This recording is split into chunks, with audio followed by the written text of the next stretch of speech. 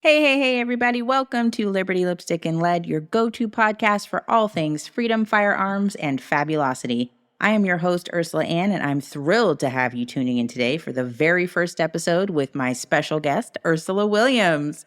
Today, we're here to dish out the real talk. We'll be chatting about some things they don't always cover in those fancy gun magazines. But before we dive into the fun, don't forget to follow, hit that like button, and subscribe to the channel. Tap that bell so you always get notified of future episodes. Trust me, you don't want to miss what's coming. Whether you're a seasoned shooter or just dipping your toes into the firearms world, this podcast is going to be your go-to gal pal. I want to be here to help you navigate, learn, and maybe even laugh a little bit along the way. So kick back, relax, and let's have some fun because, let's be real, feeling safe, looking fabulous, and being proficient AF, that's the ultimate goal, am I right? Thank you so much, first of all, for being here. I'm really excited. This is my very first time shooting a podcast, my first podcast episode with anyone, my first time meeting you, and I really like you, so I'm super stoked. All right. Well, I'm all things curious. So how did you get into shooting? Like you were actually the first Black female shooter that I found on Instagram. Mm-hmm. So how did that happen? Oh, how did it happen? So I've been in law enforcement for a long time. I'm rolling up on 19 years. Whoa. However, my job did not teach me how to shoot. I'm just going to throw that out there because everybody's like, oh, you're a cop or, you work wherever. Wow. But you know how to shoot. I'm like, no, they do not teach you how to shoot. They basically teach you how to pass a qualification. So I get a lot of people sending me a lot of what we call OISs, acronym for Officer Involved Shootings. And they're like, hey, what do you think? I'm like, I wasn't there. So, but I could do a Monday morning quarterback, but I don't know all the facts. but pretty much about, I would say 2010, one day I was just like, I need to become a little bit more proficient on my duty gun because it was literally the only gun that I had. And so I just started doing ladies' night at the range. And then that happened about a couple years later. A guy I was dating was like, hey, let's go to this local carbine match. And I'm like, nice. All right. I don't know what to expect. So it was like a USPSA match, which was like more pistol match, but with ARs. And at that time, I built my first AR and I was like, cool, let's go. So we went, watched, and I'm like, yo, do y'all have this for pistol, at this range? And they're like, yeah, Thursday nights. I'm like, okay, cool. So the following Thursday night, I showed up in my duty gear with my duty pistol and awesome. This little still match, and then just fell through this rabbit hole. So, wow. 2014, I started doing local Glock matches at another indoor range. So me being one of two chicks there, it was just basically I was getting a little high board, whatever. So from that, I was still shooting at that other range because this is Arizona. So there's literally a match every day of the week except for Mondays. You can literally shoot at any range. That's there's competition going. So I thought it was pretty cool. So I went back to the other match and one of the guys that match who was actually running it. And at the time I had no concept of what a pro shooter was. I had no idea. I was like, I didn't even know it was a thing.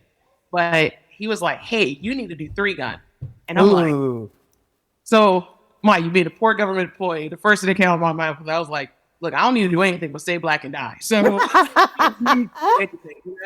So he's like, no, you'll be good at it. And I'm like, bro, I am poor. I barely got one gun. I got to get 2 more guns. Right. Technically, one more. I didn't have a shotgun. So he's like, you'll be okay. He's like, I promise you'll be okay. So I hum and hawed for a couple months. And then I was like, yo, this dude barely knows me. Barely knows my last name, that sees something in me, maybe I should kind of venture down that rabbit hole. Yeah. And I reached out to him after finding a match in New Mexico. It was an all-women's match. It was a girl in the guns, 3-gun university. And the way it is, it's a match. It's a full-blown match, but just at a slower pace. Oh, nice. So I called him up. I was like, hey, look, I want to shoot this match in New Mexico. And he's all like, why New Mexico? And I'm like, I don't know anybody in New Mexico. So if I mess up, I'm out. Nobody knows I'm a singer. It is all good, There's no evidence. With assurance, I'll do it.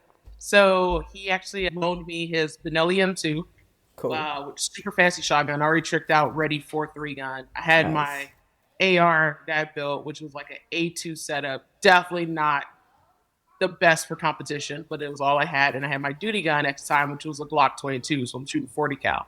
Okay. So drove up to New Mexico, shot this match. I ended up taking second in my division, very first competition.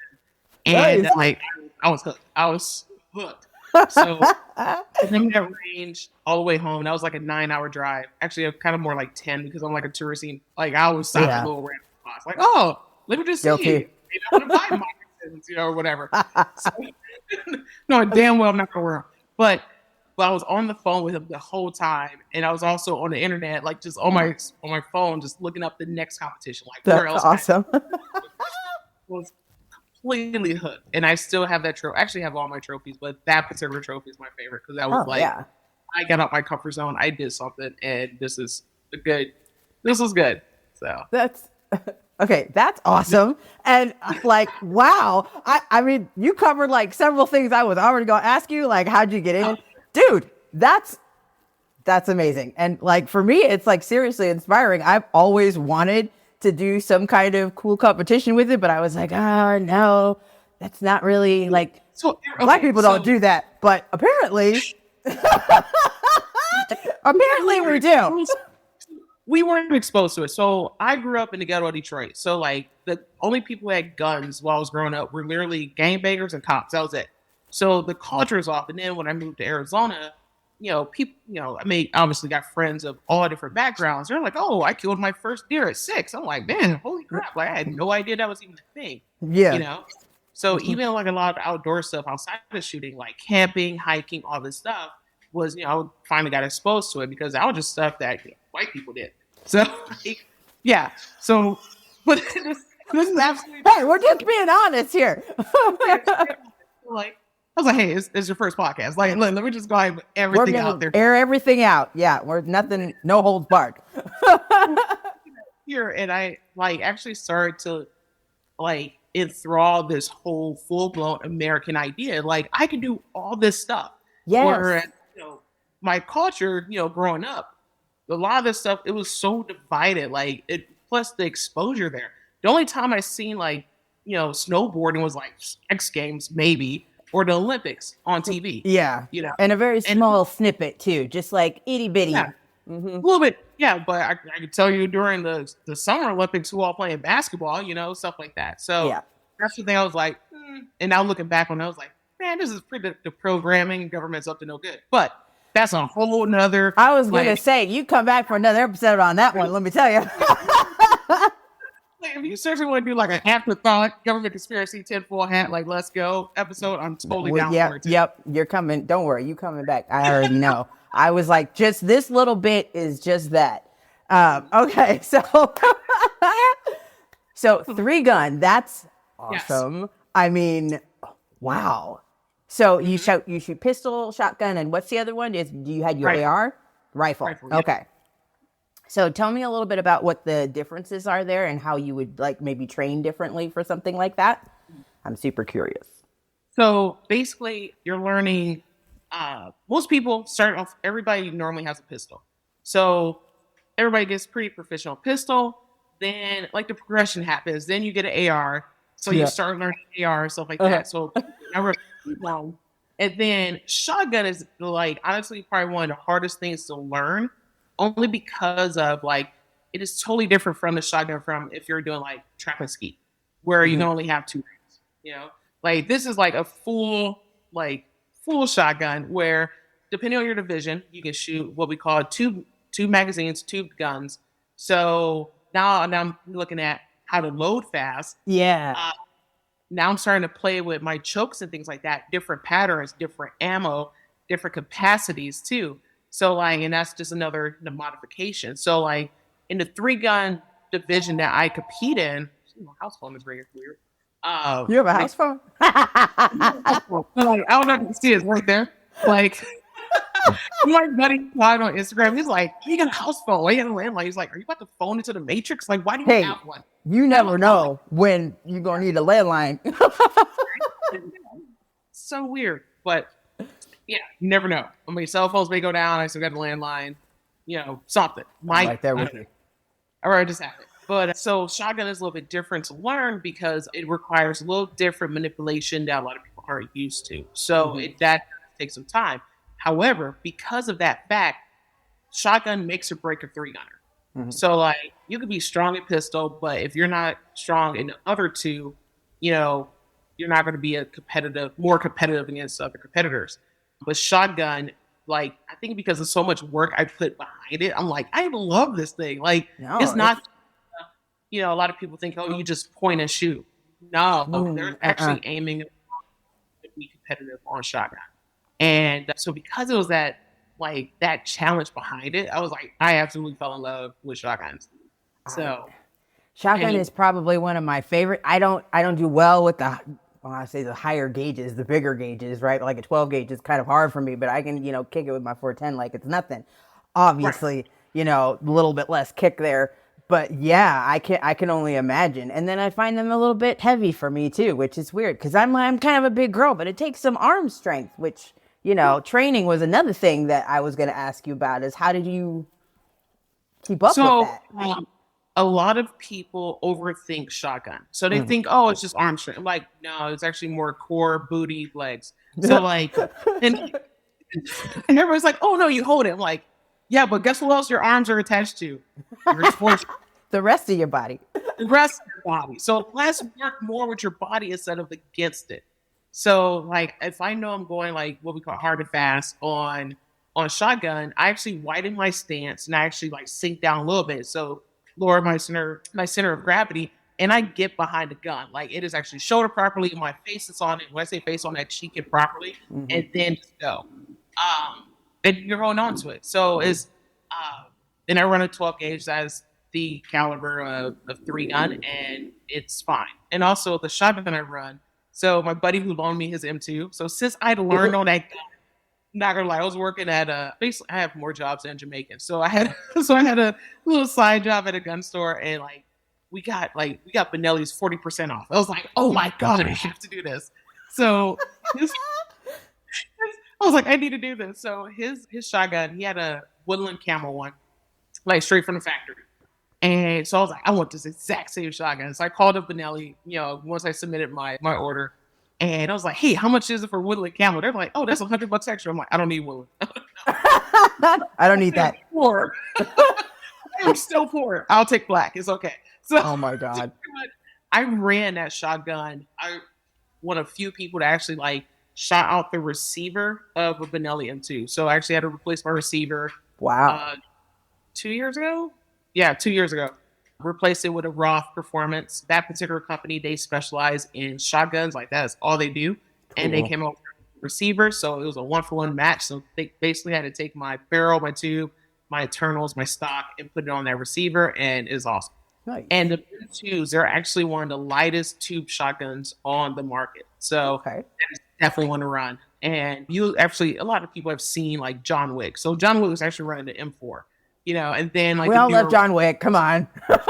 Everybody loved John Wick. And I started a little John Wick gun collection because I was like, I want to have all the guns that John Wick had. So, but he's actually running a M4, which is a tactical version of the M2.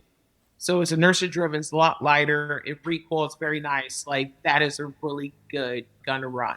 And when a lot of people come off like, hey, I don't really like 12 gauge. I'm like, let me guess, your very first 12 gauge shotgun was like probably an over-under, something that's 26-inch barrel, something that's just unholy freaking heavy. I was just gonna say ungodly crazy heavy. Like what in the world? You can barely pick it up. Yeah, from 1820. So like a lot of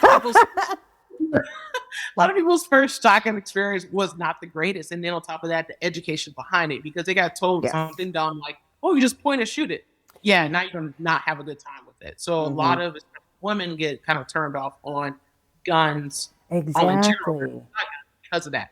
It's usually I call it the drunk uncle syndrome, where they're out camping one day, drunk uncle's like, "Hey, I got this 44 Magnum revolver. Let's shoot it at this tree." And actually, no, it goes crazy, and now they're afraid of guns. So it's a struggle whenever I have newer can't talk right now.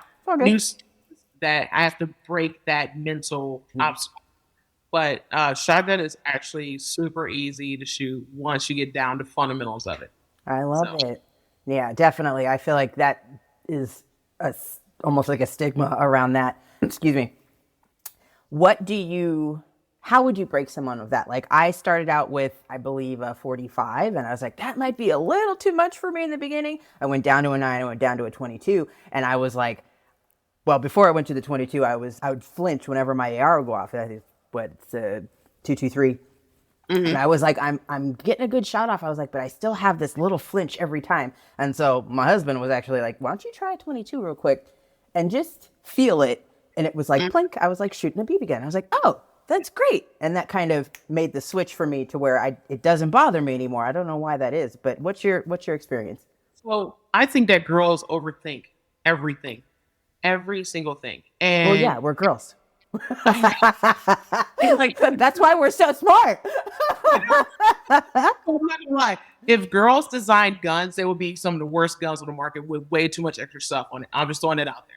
So I'm gonna use this with you because I do this with my students. Like, how simple is your husband? This is being recorded. I'm pretty sure he's pretty simple. Pretty easy, same stuff, same pair of shoes in 17 million different colors. Like, you know why? Because it works. Yeah, exactly. Yeah. That's what he says. He's like, because it works. I was like, well, I have that too, but I had to go through 17 million other things to find the one thing that works. And now that I got it, we're good. But it took me. And this is why if women had, oh my God, when we had like the first war of women to design guns, we would have lost. Like, because it would take it so long to get a gun into production. So like, dudes are simple. So pretty much like, if you look at a pistol, you know why the slide is called a slide? Because it slides. Exactly. We don't need any fancy word for that. Yeah, exactly. Yeah. Why the grip's called a grip? Yep. Yeah. Why is the trigger guard called the trigger guard? Because it guards the trigger. So front sight, rear sight, right? Yes. So men design guns, which are simple. So when I get some girl that's like, I keep flinching. I'm like, this gun is supposed to go off every time you press the trigger, right? Oh, yeah. Because it's simple. Because if it didn't, that would be a problem. When it doesn't go off when it's supposed to go off, now I got to troubleshoot this thing. And now I actually use a little bit more brain power here. So this super simple machine just need to be ran simply. Like, you don't have to overthink the basic things. I was like, how many arguments you started with your dude when you overthought something? Exactly. So stop. And they're like, oh, that actually makes sense. And I was like, and check this out, though. This is how simple it gets. You see that front sight? Now, if you keep that front sight in the middle of that rear sight and you press that trigger without that sight moving, that shot is going to go where you want it to go. And they're like, light bulbs going off. It's like, it's just the most simplest of things. Why people are thinking it? So like, flinch. I'm like, why are you flinching? You know it's supposed to go off. How about this? So we'll dry fire. And I'm like, okay, on this next round, we're actually going to load one round. So people get actually accustomed to loading magazines. Mm-hmm. We're going to load one round. And we already know subconsciously it's going to go off because it's supposed to. All right. Now we're making a conscious decision. So we're going to kind of sort of treat it like dry fire. We're going to keep the safety rules intact. Or we're just going to point at the middle of this piece of paper. I want you to press that trigger without that front sight moving. And guess what they hit? Middle of the damn paper. I'm like, nice. Holy crap. Let's do this again. Well, like, and let's do this again. And like, this is how we get that repetitive practice in. And then like, when the light bulbs go off, that's actually my favorite moment. Cause they're just like, yeah, I was being a girl. Yeah. Let's not do that. And then it's literally just breaking down, the concept and also breaking down the fundamentals of the concept and just like not overthinking. Like I even tell them, I'm like, you can be a girl about certain things, just do not be a girl about this. Right? You don't have to be. You're burning way too many more calories on something that doesn't require it at all. So don't make it hard on yourself. Like, I love it. Don't. And this is why you always you should be dry firing in your stories. Yes. Just a constant reminder. And and I know a lot of followers love that. And it started because of like, we already this is going to be for the conspiracy theorist side episode later. Yes. Because we live in a 2-tier justice system. And I just want to let y'all know, we may have to basically turn into the new founding father. So we need to, basically just dry fire. Stay Just dry prepared. fire. That's all. Yeah, That's all I'm yeah. saying. Stay prepared. And I love when people are like, they respond. They're like, damn, you bust me. Okay, I'm going to go dry fire. Cool. Thank you, man. Like, I appreciate it. I love it. I love it. Crack me up. And, Yeah. and just a little side note, every time I see one that's like over a certain area, I'm like, how'd you know we were going to look there? You knew we were going to look there. So I'm just reminding you should be dry firing.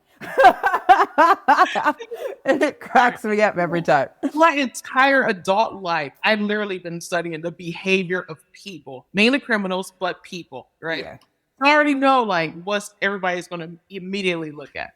So that's why I was like, let me just put that there. We're just gonna, yeah.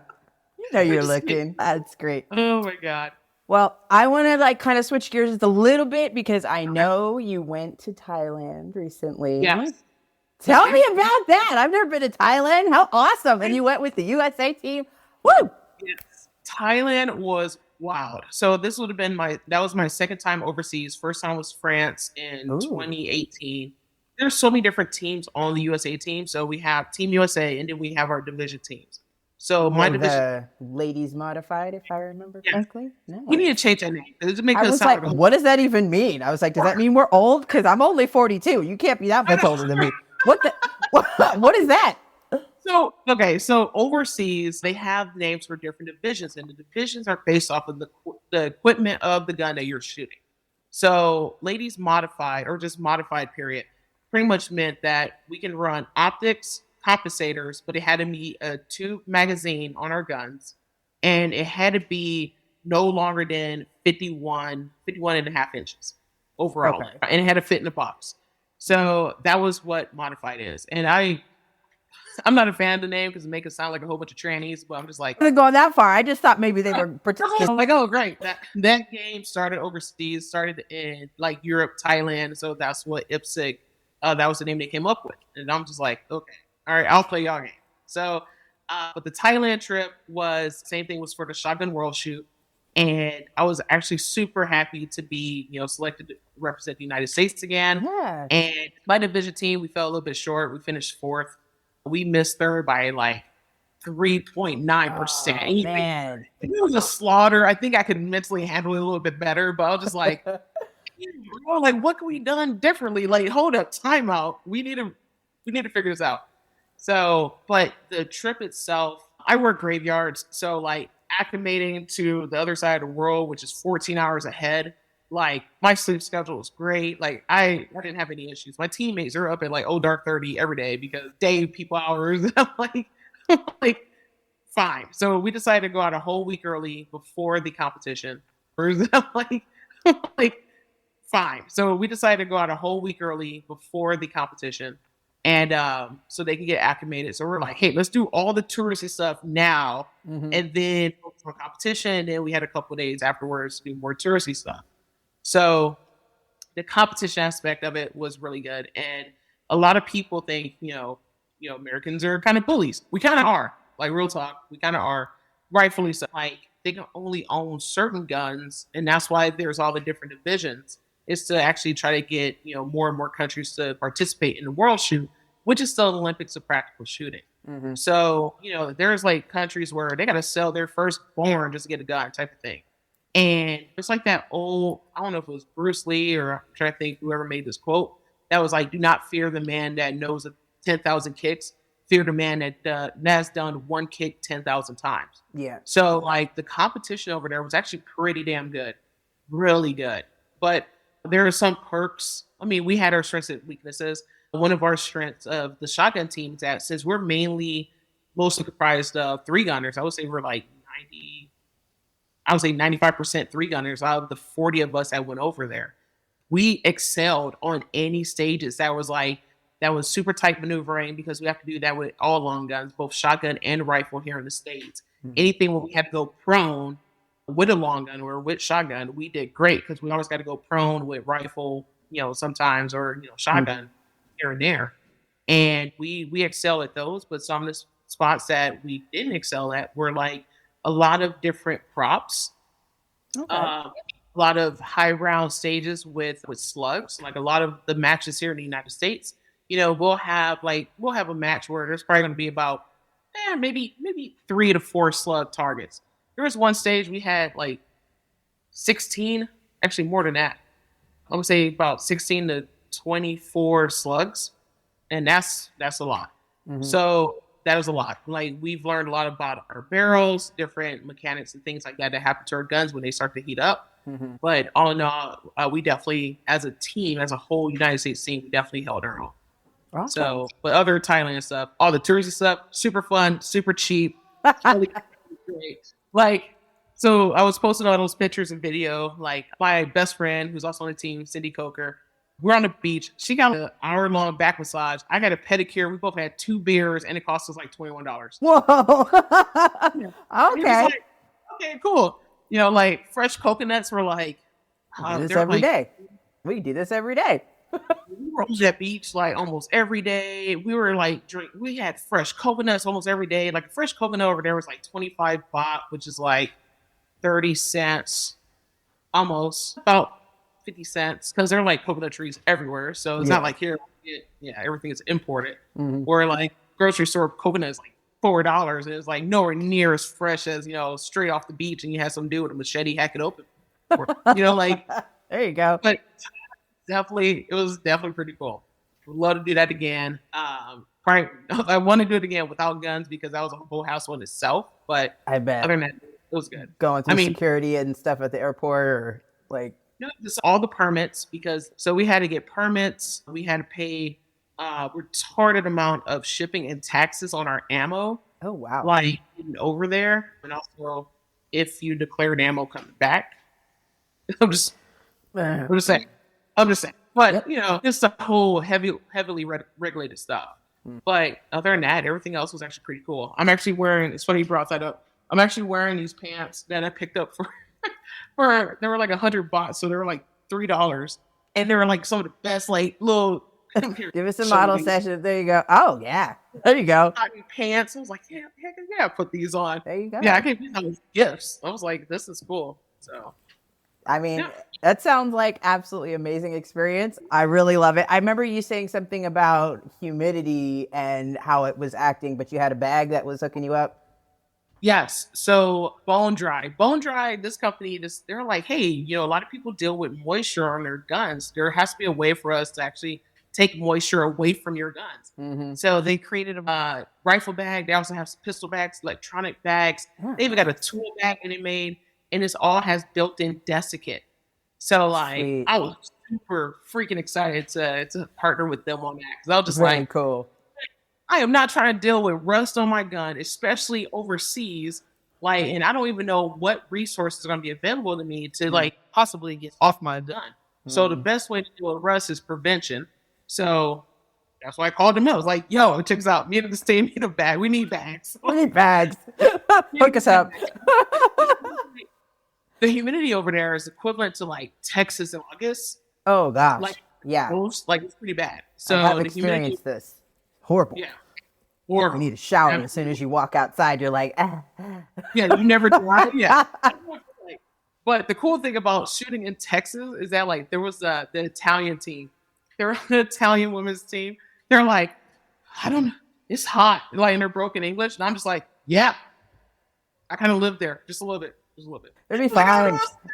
Wear a tank top, drink water. It'll be okay. Drink water. I got some liquid nitrogen. You know, you want to try that, you know? Right. You gotta stay hydrated, because other than that, you're gonna suck. And I've always wanted to, like, if we're competing against each other, I want you to be at your best, so I'm at my best. So if you know, win or lose, it actually feels good. You know, it's not like I won because somebody passed out due to dehydration. I'm like, no, here, drink this, because I want a real freaking fight. Like, come back to life. Let's do this. Yeah. Stay hydrated. Like, come on, ladies. Like, crack me up. But Bone Dry was definitely pretty solid on that. I actually do have one of their tool bags too that I'll be doing a little bit more Bronco and Overland, you know, content soon. So right now my Bronco's in the shop getting my engine kind of rebuilt a little bit. So all right, Bronco, huh? Very cool. Do you have like a classic one, or is it one of these newfangled ones with the powder paint? No, the new ones are way too soft. So I have a 95 OJ Simpson white Bronco. My license plate on it says maybe OJ. So everybody knows. Oh my God. So when I come to Phoenix, I'll be able to find you.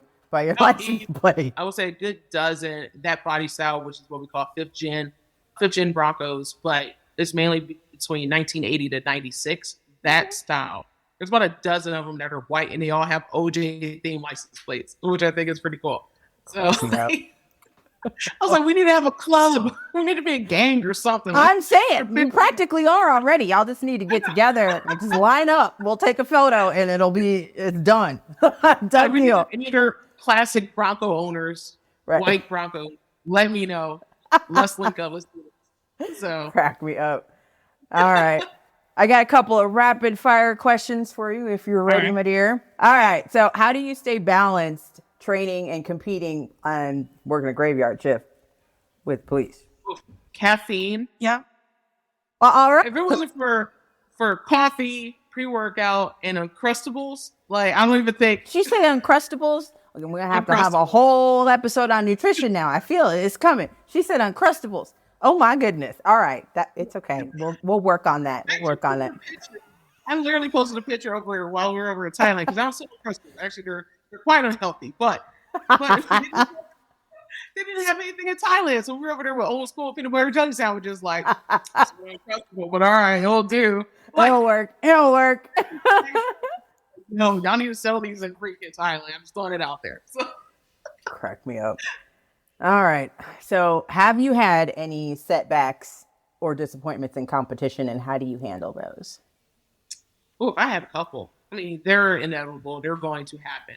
So one thing that I actually tell newer shooters, newer competitors too, especially at a lot of the women's matches that, I teach at, is that it's really easy for us to get hung up on the bad stuff. So everybody gets like a match booklet. I don't even have one on my table here. A match booklet would have like all the stages in it, sponsors, which if it was for sponsors, we wouldn't have this great of a sport anyways. Yeah. But I'm like, hey, write down 3 things that you did great and 3 things you need to work on. So I'll fall back to that. Like, okay, my shotgun loads are great. My rifle shots are on point. Pistol is good. All right, I need to work more on movement. Actually, like a lot of footwork stuff like that. I may need to work on, it could have been an equipment failure. Okay, I need to address that as soon as I get home. So I write all that stuff down and just know that, like, okay, the next one is not going to happen. Or the next one I'll improve. So being honest with yourself is going to allow you to have that growth. And that's one thing that I've seen some shooters get like super racked up in their heads about. I'm like, bro, it's okay. It is all right. There's always next time. It's okay. What's going to happen tomorrow? Another day. Yeah. Yeah. Yep. Another opportunity to improve. So. All good. All right. What is your ultimate goal in competitive shooting? Is there like a top of the top? Oof. Like, it's totally different. Like with me, like I like the sport and I like growing the sport too. I like teaching and getting more and more people in. And I actually had a couple of ladies. This was actually at Fall Fest. Actually ran by her own gun. I'm like, Ursula, why you do this? I'm like, real talk, I am selfish. I am super selfish. And they're like, well, why? I'm like, I want more girls to compete against. So therefore, why not teach more girls to be competitive so we can compete against each other? I'm like, I'm completely selfish. Like, I feel like that's totally not selfish at all. I just think that's awesome. Like a lot of 3-gun matches I shot, there would be like a women's division. There would be like 8 of us. 8 of us. Oh, wow. Now, 8 years later, good Lord, it's been that long. 8 years later, now we have like full woman matches with like 100, 120, competitors. That's awesome. So I'm like, dude, this is great. This is so awesome. We need more. Like, yes, we definitely need more. So that's why I, teach as much as I do, because like I want more females to compete. On the actual, range side of things, my goal has been the Olympics. So one thing that happened with Thailand, which is pretty cool, IPSC announced that they're going to have the shotgun world shoot as like kind of like an expedition type sport for the 2028 Olympics in LA. So, my gosh. So the next shotgun world shoot is going to be in Greece. And I don't know why. I got this gut feeling. You're going to Greece, baby. Yes. So I got this gut feeling that whoever wins Greece are going to be automatically slotted for the shotgun match at the Olympics. So I'm like, dude, it's Olympics versus like trap and skeet, which I kind of find boring. Is actually very competitive. It just mentally, I need to run around with a gun. I can't just stand still in a vest. I've never owned a vest in my life, but I got to stand there and shoot clays. I'm like, or I go around and shoot all the things. That'll be really awesome if I can pull that off. Never wanted to go to the Olympics, but I might have to. If that happens, girl, I might have to come and kick it and be like, "That's my girl over there." Yeah, that's awesome.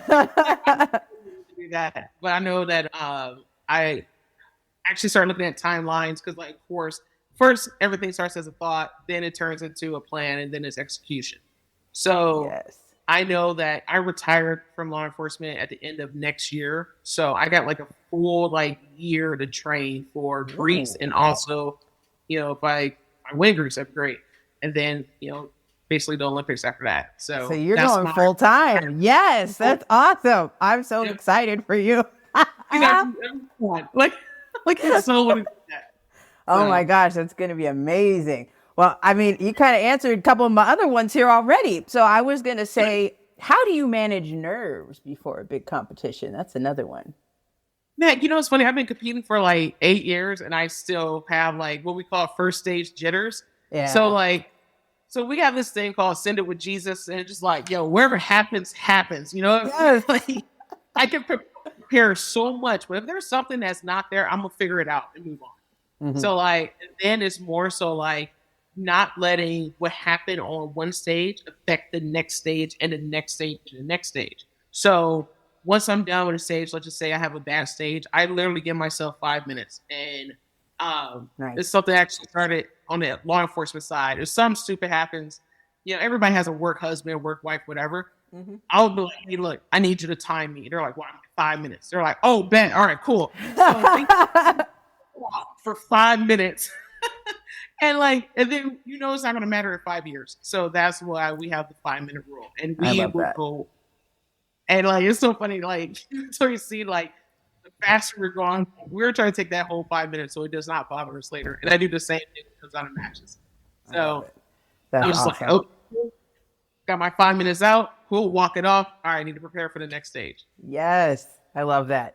So my next one is, what's your message to young girls who are either dreaming of becoming competitive shooters or going into law enforcement, which I don't know if you are familiar with this idea, but I was told, it's not a job for girls, not a job for women, blah, blah, blah.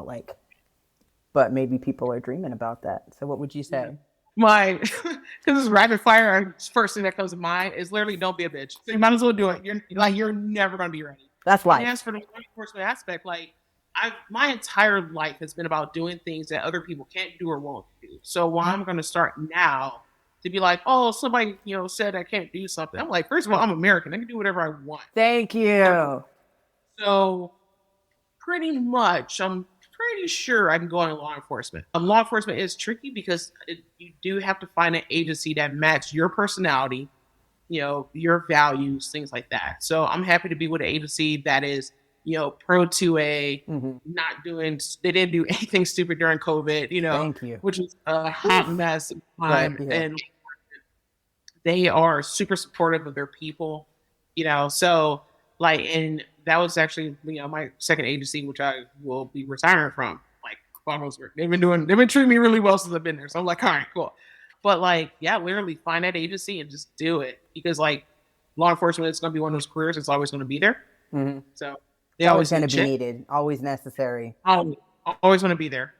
Especially right now where there's not a lot of jobs that actually have pensions, or they have a 401k or A, and it's kind of sketch. I'm just saying, there's someone out there you can find an agency with a pension, definitely do it. That's just more of a financial thing.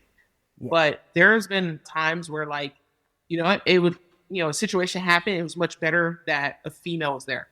Hey, look, I know you're overthinking this, but check this out.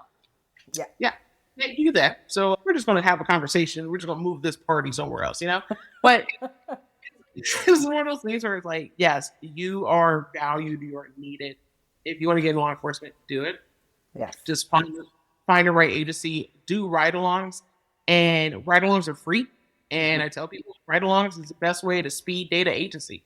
So like I've been on multiple ride-alongs with different agencies, whereas like I like you, you're cool, but I've started seeing some questionable stuff, so y'all not getting my application, Yeah.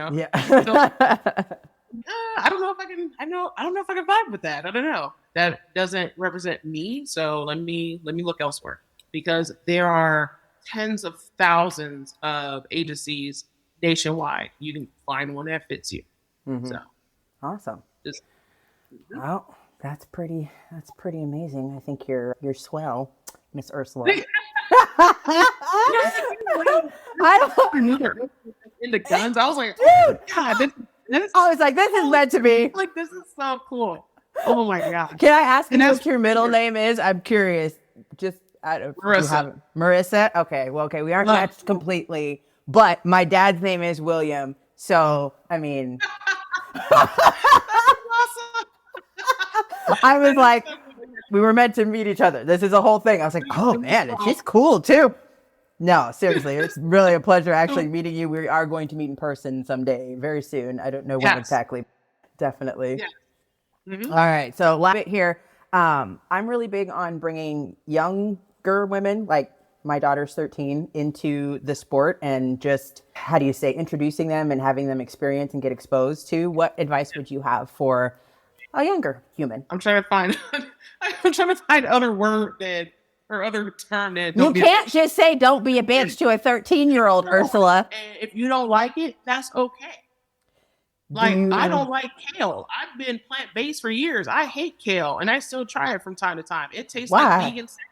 Oh, I like the guy that discovered kale. I'm like, why were you out there eating weird leaves in the you first know, it place? used to be the stuff on the buffet. It wasn't always Right? some cool thing. They just shoved it Yeah, around stuff. Kale sucks. Kale is gross. I'm just putting it out there. I know I got some of my vegan buddies gonna be like, "What? I love kale. You like kale. I don't like kale, and I still try it from time to time just to make sure I don't like it." I'd rather But- drink asparagus raw. I'm sorry. No. Right? I won't be doing that. Well, gross. But one of the things that I like doing with kids to actually get them in competition is that 22s are perfect. Yes. And then there's a competition called Still Challenge. And what Still Challenge is, you literally stand still in a box and you shoot the same 5 targets 5 times. And you can do it with 22s. It was literally designed for kids. We have a running joke. We also designed for old people with blown out knees. But it's make fun. I'm like, no, I'm just saying. But Still Challenge was literally designed for kids, where you stand in a box and you shoot 5 targets. And you can do it with 22s. It's super cheap, super fun. The whole family can compete. The whole family can sign up together. And there's actually awards for entire families that are shooting. So, like, if you have, 2 parents and a kid, you're all up. Y'all are literally competing against other families. So I'm like, that is actually pretty freaking cool. Sounds very fun. And for other competitive shooters, like myself, we'll dabble in different disciplines, because that's what Still Challenge is discipline. 3 guns discipline, USPSA, which is pistol for the most part, that's a discipline. Sporting clays, discipline. So we'll dabble in different disciplines to get better at our main one. So the cool thing with Still Challenge, it teaches you transitions, as in like target transitions. Okay. Because there is a way that you have to shoot, these targets, and then you have your red stop plate or whatever the last plate that you have to engage. But it gives you opportunity to kind of think like, okay, what's going to be the more efficient way for me to do this? So we'll play around the Still Challenge, like it's fun.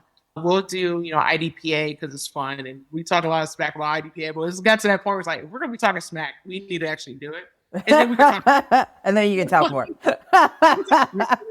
Let's do it. Like, I'm not a huge fan of USPSA, but it's the way that I get the most amount of pistol practice in. Nice. So, like, I don't really care about my classification USPSA. I just like the fact that it allows me to get so much pistol practice for 3-gun. Here in Arizona, like I said, we have matches literally every day except for Mondays. And I can go do an all rifle match. I could do, sporting clays, Trappist heat, stuff like that. There's also, tactical shotgun matches that I can do. Anything for me to get better at 3-gun, I'm down for it. I'm willing to try it. But for kids, get them in, start them with Still Challenge. That is going to be the easiest, the cheapest, and the most fun. And it's something that you can actually they can practice. Awesome. Well, Ursula, thank you so much for joining me today. I really appreciate it, sharing your journey. And I know we're going to have to chat again because we are on the same page on so many different topics. Is there any last words you would like to leave us with? No, just get out there. Literally getting out there is half the battle. Get out there and don't be a bitch. Absolutely. And we're just about to bleep words out. I'm like, everybody sucks when they first get there because you exactly. know. So how else are you going to figure it out unless you get there? That fear of failure is a killer, man. I'm telling you. Fail forward. Yeah. So like that fear kills so many dreams and so many possibilities because everybody's afraid to fail. I'm like, you're going to fail. Like, you're going to suck. Once you know you're going to suck, then it's going to make everything else easier. Because you can go out there and be like, hey, I suck. Okay, cool. Now I can do something about it. I love it. So, I'm just saying. Just get out there. Yep. Is it weird if we both say bye, Ursula, at the same time? What we should do just because, right? All right. Bye, Ursula. Bye, Ursula.